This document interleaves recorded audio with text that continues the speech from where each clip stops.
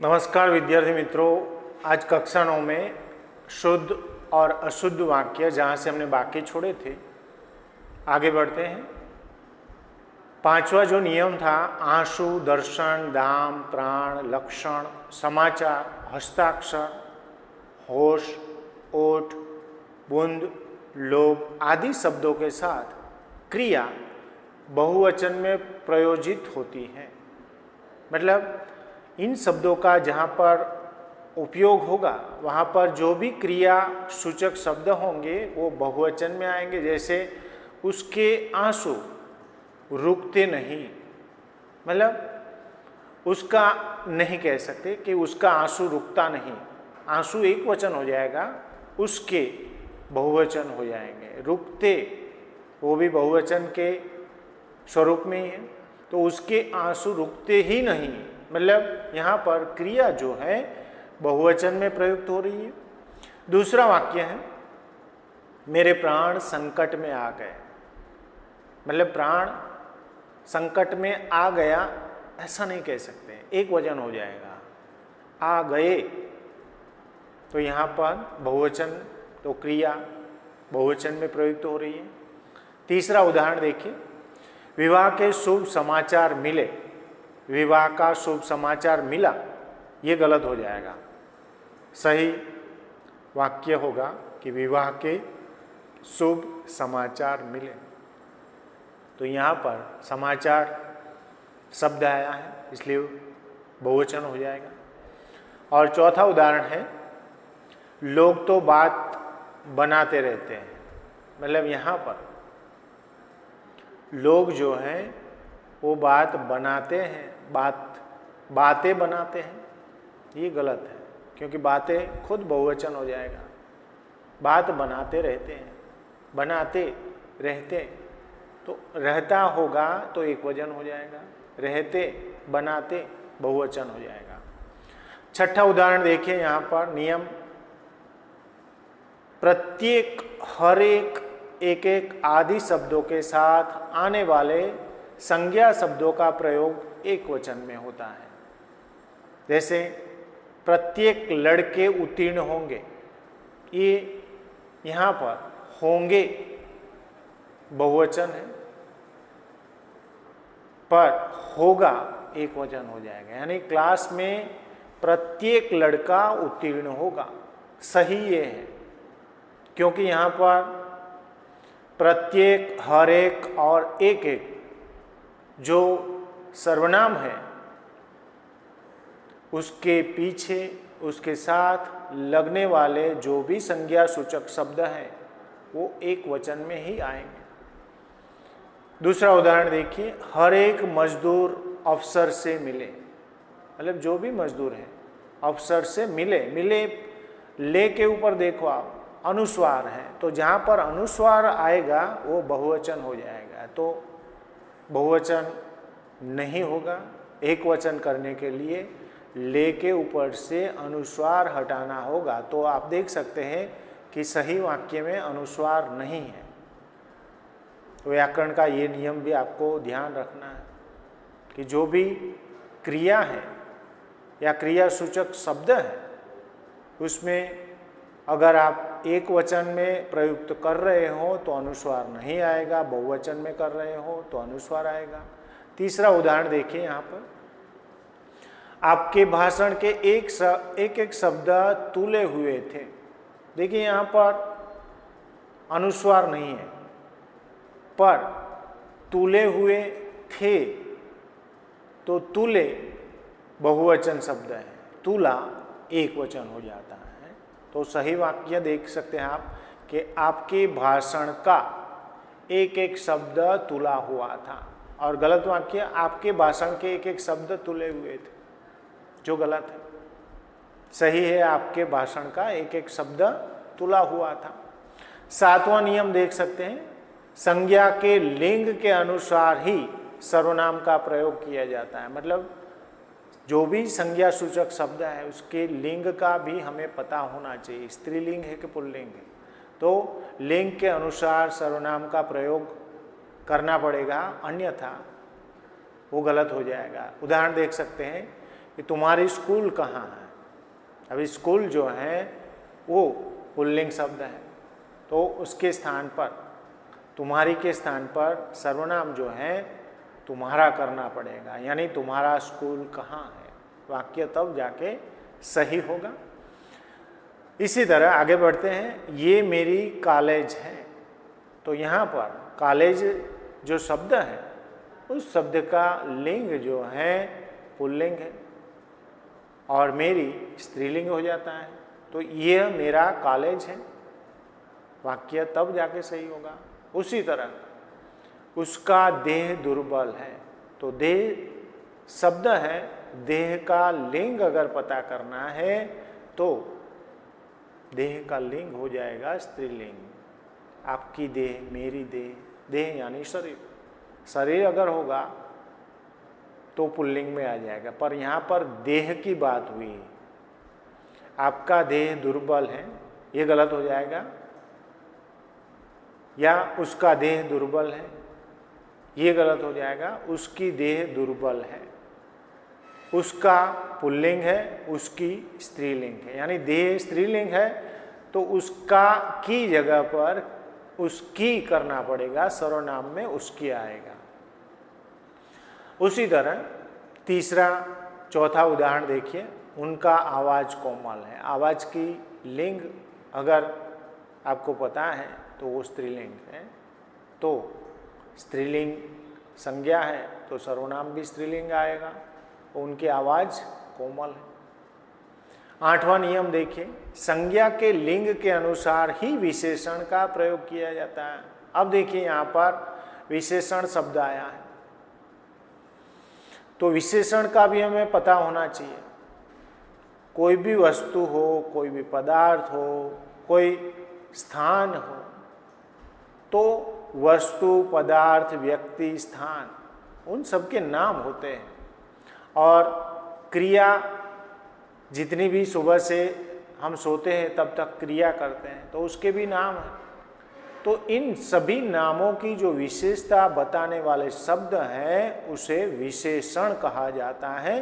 तो यहाँ पर आठवां नियम देखिए आप, संज्ञा के लिंग के अनुसार ही विशेषण का प्रयोग किया जाता है। यानी संज्ञा का लिंग क्या है, स्त्रीलिंग है कि पुल्लिंग है, तो उसके हिसाब से विशेषण का भी प्रयोग होगा। उदाहरण देख सकते हैं आप, आज मौसम सुहावनी है।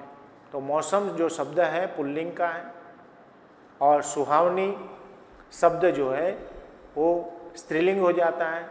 पुल्लिंग मौसम है, स्त्रीलिंग सुहावनी है, मतलब वाक्य गलत हो जाएगा। आज मौसम सुहावना है, तो मौसम पुल्लिंग हो जाएगा और सुहावना भी पुल्लिंग हो जाएगा। यानी सुहावना मौसम विशेषण हुआ सुहावना, जो पुल्लिंग के हिसाब से पुल्लिंग विशेषण का ही प्रयोग करना पड़ेगा। उसी तरह दूसरा उदाहरण है, आजकल कपास महंगा है।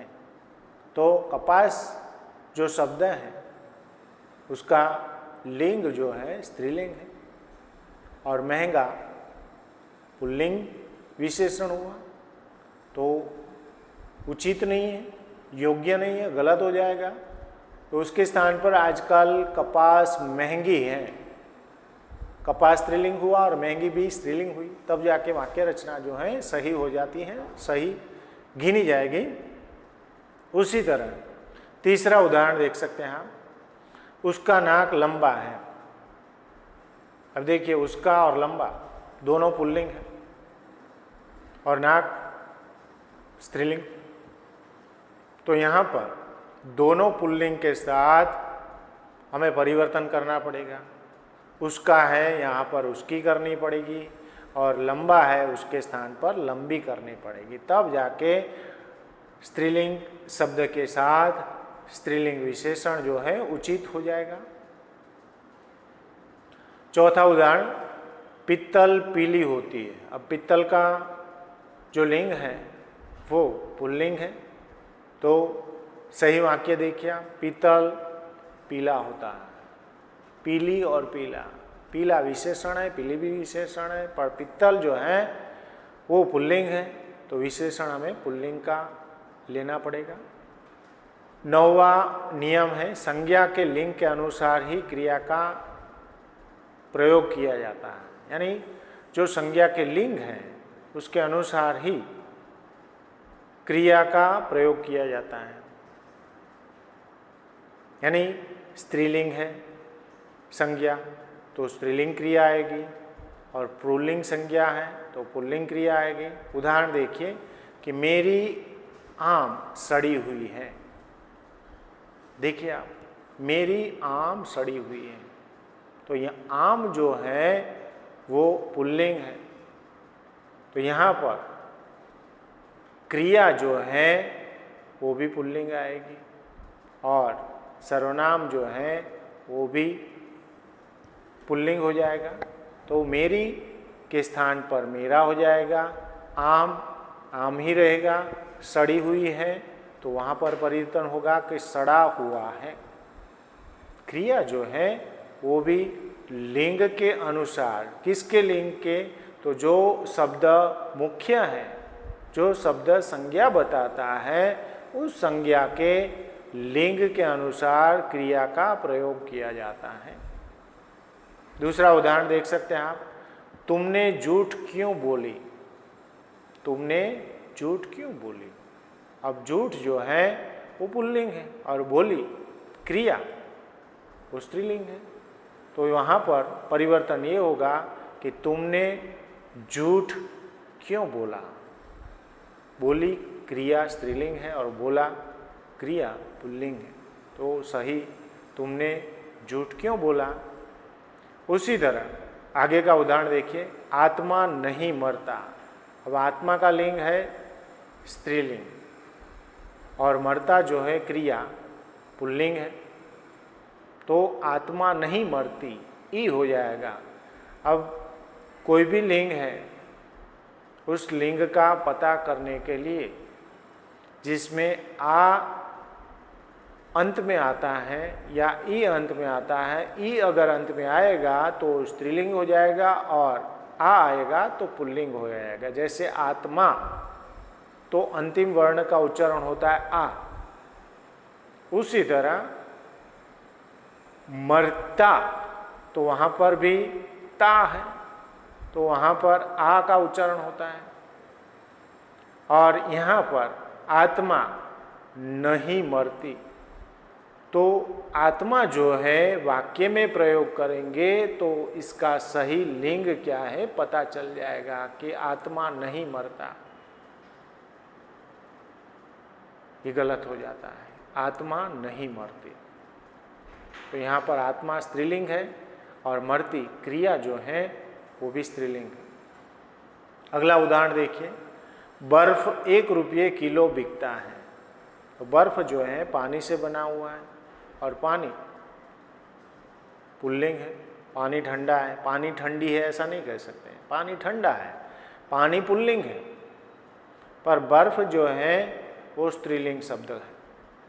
बर्फ 1 रुपये किलो बिकता है, बिकता है पुल्लिंग है, पर बर्फ का लिंग अगर देखे तो स्त्रीलिंग, यानी बर्फ 1 रुपये किलो बिकती है, तब जाके वाक्य जो है सही होगा।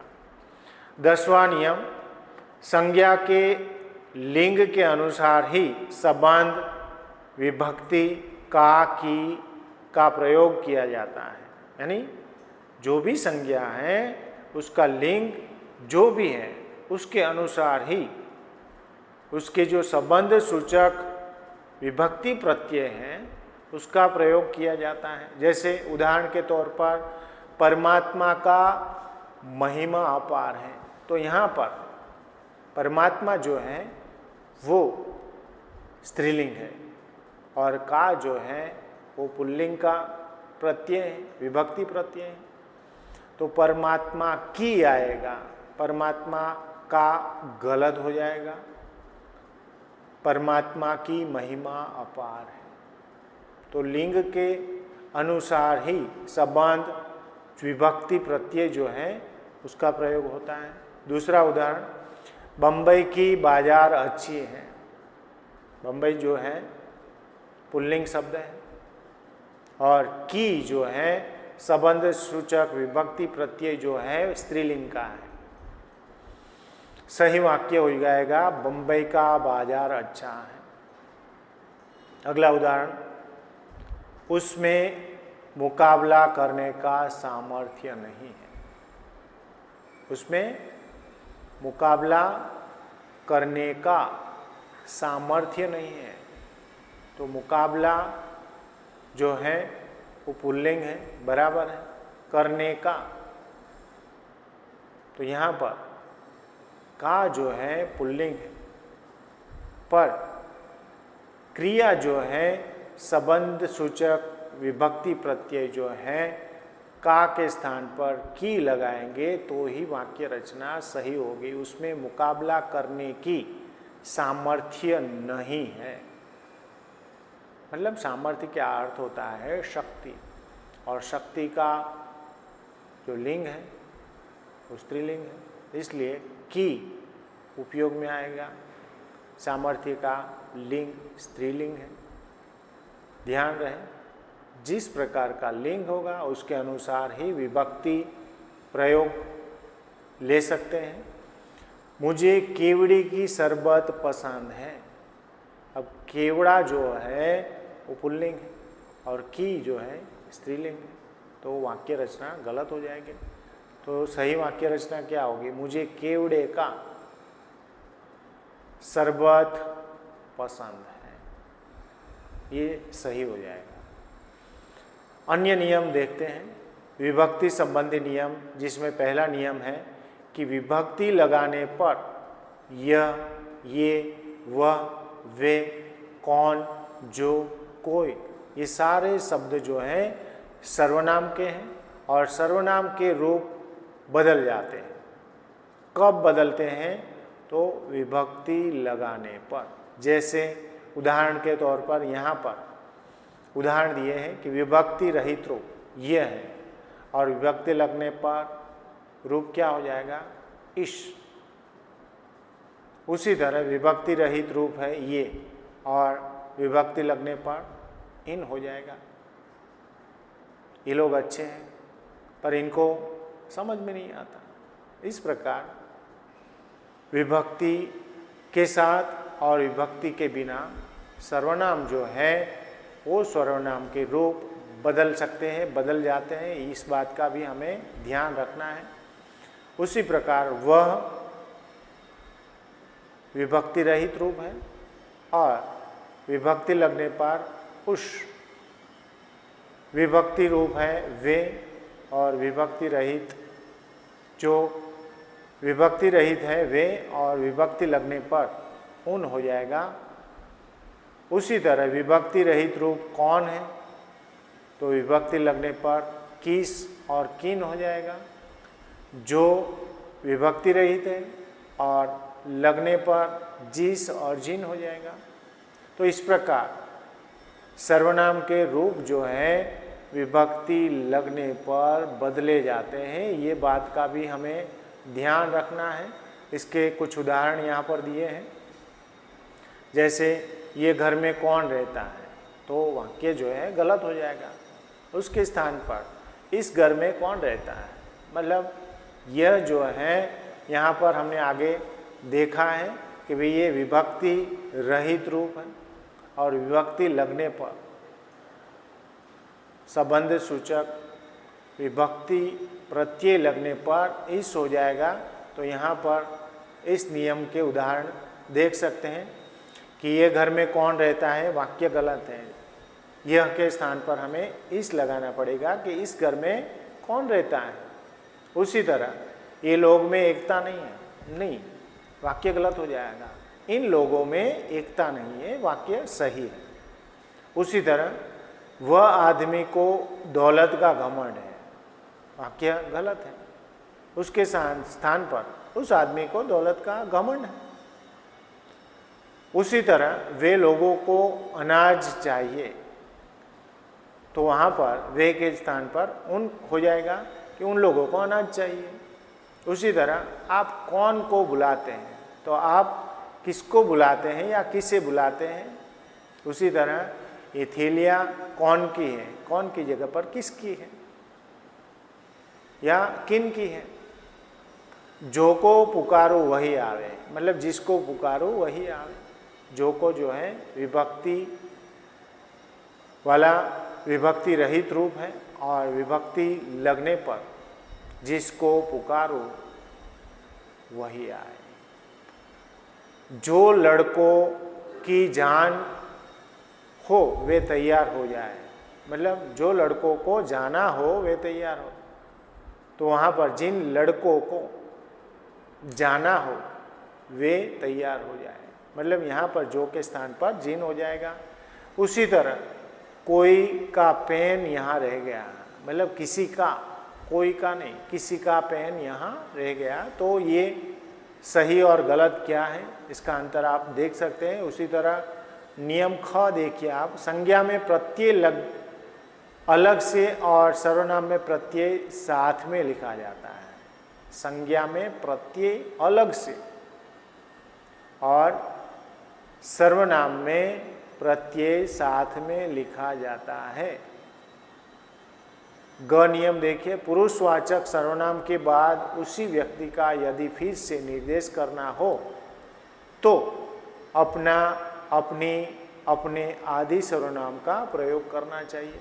उदाहरण, मेरा, मैं मेरा काम करता हूँ, मैं अपना काम करता हूँ, सही वाक्य है, मैं अपना काम करता हूँ।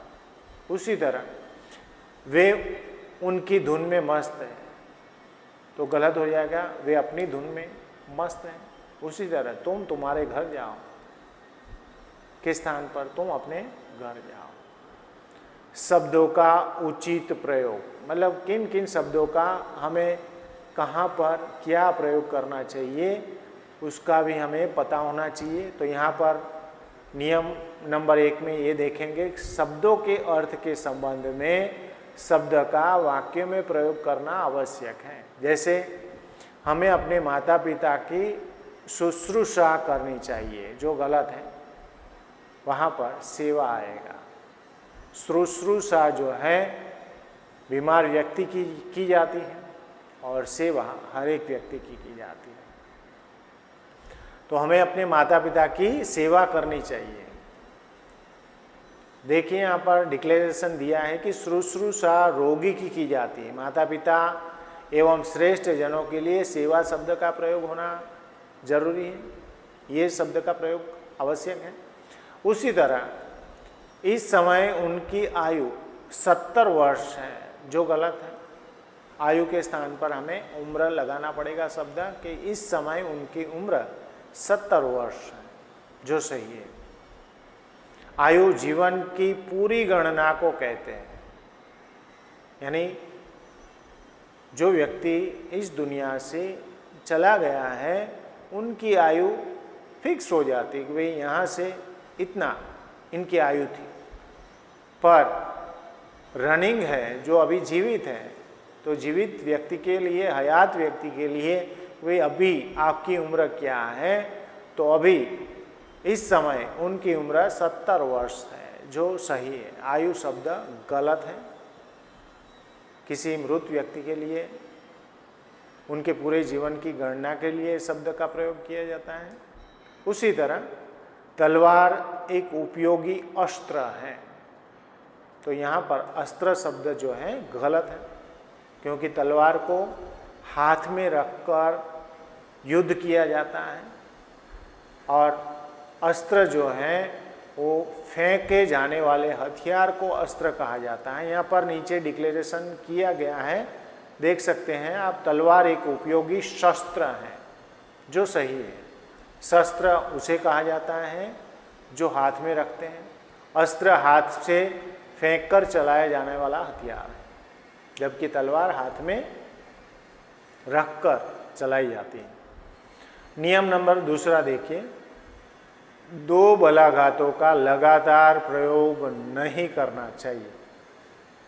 बलाघात मतलब जिस शब्द का उच्चारण हम करते हैं उसमें कुछ शब्द ऐसे होते हैं कि जिन पर हमें भार देना होता है, आघात करना होता है। तो किसी भी वाक्य में दो बलाघातों का उपयोग जो है गलत साबित होता है। उदाहरण के तौर पर, इसे बावजूद भी वह आता जाता रहा। इसे बावजूद भी, बावजूद बलाघात है और भी गलत है, तो यहाँ पर एक को निकालना पड़ेगा। इसके बावजूद भी निकल जाता है सही वाक्य में, वह आता जाता रहा। तो यहाँ पर बावजूद और भी दोनों बलाघात हैं, दोनों पर भार आता है। तो यहाँ पर किसी भी वाक्य में एक ही शब्द पर भार आना चाहिए। तीसरा नियम आप देख सकते हैं, शब्दों का निरर्थक प्रयोग नहीं करना चाहिए। भाषा में, वाक्यों में, पैराग्राफ में जो शब्द का जिस स्थान पर उपयोग है वहीं पर उसका उपयोग होना चाहिए। निरर्थक प्रयोग हमारी भाषा की असमर्थता जो है वो प्रस्तुत करता है। जैसे एक ही भाव को दो बार कहने से वाक्य अशुद्ध हो जाता है। उदाहरण देख सकते हैं, मात्र केवल छात्रों के लिए। यहाँ पर मात्र का अर्थ केवल ही होता है और केवल का अर्थ केवल होता है। तो यहाँ पर एक शब्द जो है उसके दो रूप देने से वाक्य जो है गलत हो जाते हैं। देख लीजिए आप उसका जो परिभाषा है उसकी, कि एक ही भाव को दो बार कहने से वाक्य अशुद्ध हो जाता है। तो यहाँ पर मात्र और केवल दो बार आ जाता है, इसलिए वाक्य अशुद्ध है। मात्र छात्रों के लिए या केवल छात्रों के लिए शुद्ध वाक्य रचना इस प्रकार हो सकती है। नीचे उदाहरण दिया है। उसी तरह दूसरा उदाहरण देखिए आप, आपका भवदीय। तो यहाँ पर जो वाक्य है वो अशुद्ध है, क्योंकि आपका और बहुदीय दोनों का अर्थ एक ही होता है। या आपका रखिए या तो बहुदीय रखिए, दोनों से एक ही पसंद कर सकते हैं, दोनों एक साथ नहीं आएंगे। अगर दोनों एक साथ आप लिखते हैं तो भी वाक्य गलत हो जाएगा। उसी तरह मुहावरे का गलत रूप से प्रयोग करने पर वाक्य अशुद्ध हो जाता है। कई हिंदी पिक्चर में भी आपने देखा होगा, गलत मुहावरे का उपयोग करते हैं। जैसे एक बार मैंने अनुपम खेर की पिक्चर देखी थी, तो वहाँ पर मैंने मुहावरों का गलत उपयोग देखा था। तो यहाँ पर नियम के हिसाब से कि मुहावरों का गलत रूप से प्रयोग करने पर वाक्य अशुद्ध हो जाता है। उदाहरण देखिए, उसके मुंह से फूल गिरते हैं। तो ये वाक्य रचना जो है गलत हो जाती है। गिरते शब्द जो है वो कहीं से भी गिरना उसके लिए हो जाता है, पर उसके मुंह से फूल झड़ते हैं, मतलब झड़ना शुद्ध है। शब्द रूपी जो फूल है वो झड़ते हैं, गिरते नहीं हैं। गिरा यानी निकृष्ट हो जाता है। तो यहाँ पर मुहावरे का गलत रूप वाक्य को अशुद्ध करता है। दूसरा उदाहरण, सर्व को दूध खिलाकर अच्छा काम नहीं कर रहे हैं। मतलब यहाँ पर सर्व लिखा है पर शब्द जो है वो गलत हो जाता है। तो सही रूप क्या होगा? तो सर्प को दूध पिलाकर अच्छा काम नहीं करते हैं। वाक्य ये होगा। प्रिंटिंग मिस्टेक है, आप देख सकते हैं, सर्प आएगा। सर्प यानी सांप। तो एक तो सांप जहरीला होता है और दूसरा उसको दूध पिलाने से, दूध तो उसके लिए जहर का काम करता ही है। तो सर्प को दूध पिलाकर अच्छा काम नहीं कर रहे हैं, शुद्ध वाक्य हो जाएगा। अपने नाम के साथ स्त्री शब्द को छोड़कर वाक्य लिखना चाहिए। मतलब हम अपने नाम के आगे स्त्री शब्द नहीं लिख सकते, उसको छोड़कर वाक्य लिखना चाहिए। जैसे मेरा नाम श्री महेश भाई है, आप अपने बारे में लिख रहे हैं तो आप स्त्री नहीं लगा सकते, गलत हो जाएगा। उसके स्थान पर मेरा नाम महेश भाई है तो वाक्य सही हो जाएगा। तो यहाँ पर ये शुद्ध और अशुद्ध वाक्य रचना का जो प्रकरण है पूरा होता है। स्वाध्याय में आपको ये जो शुद्ध या अशुद्ध वाक्य हैं उसे आपको सही करना है। जैसे अशुद्ध वाक्य है, घर आता है वह आदमी, तो वाक्य में क्या अशुद्धि है? सभी वाक्यों को देखकर समझकर आपको ये सॉल्व करना है, होमवर्क में लिखना है। और नोट जो है, फेयर नोट आपको अच्छी बनानी है। जैसे स्कूल खुलेगी तो ये आपका सारा होमवर्क जो है देखा जाएगा। आशा करता हूँ व्याकरण का ये टॉपिक आपको समझ में आएगा। नेक्स्ट पीरियड में हम मेरी बीमारी श्यामा ने ली पाठ पढ़ेंगे। तब तक के लिए घर पे रहिए, सुरक्षित रहिए। धन्यवाद। जय गुरुदेव।